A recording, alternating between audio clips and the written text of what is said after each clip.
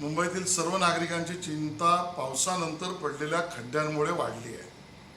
रस्त्यावर, हायवेवर, आतील रस्त्यांवर सुद्धा खड्ड्याचं प्रमाण आणि त्याच्या तक्रारी या नागरिकांच्या आपण पाहतो।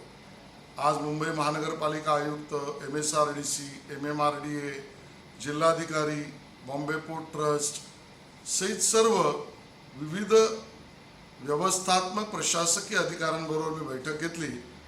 सर्वसाधारणतः महानगरपालिकेकडे 8,500 खड्ड्यांच्या तक्रारी आल्या आहेत, त्या सोडून सुद्धा खड्डे त्या ठिकाणी आहेत आणि म्हणून या सर्व प्रशासकीय व्यवस्थांची संयुक्त बैठक घेऊन येणाऱ्या 3 दिवसात गणपतीपूर्वी सर्व खड्डे पूर्णपणे भरणे याबद्दलचे निर्देश दिले।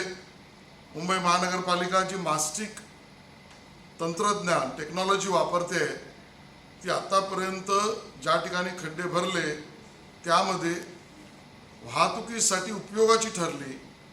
त्याच मास्टिकचे झोनल वाईज जे ऑलरेडी कॉन्ट्रॅक्टर अपॉइंट केले आहेत त्यांच्याकडनं हे काम करून घेणे याबद्दलही चर्चा करून माननीय आयुक्तांनी निर्देश दिलेत। याच पद्धतीच्या तंत्रज्ञानाचा वापर करून MSRDCचा, वाकोल्याचा, विक्रोळीचा, गोरेगावचा विविध ठिकाणच्या ब्रिजेसवर, पुलांवर पडलेल्या खड्ड्यांमुळे सुद्धा ट्रॅफिक वाढत आहे। त्यातही त्याचा उपयोग करून ते रस्ते जर MSRDCने भरले नाही तर महापालिका भरणार, अशा पद्धतीचे निर्णय आणि निर्देश त्या ठिकाणी दिलेत।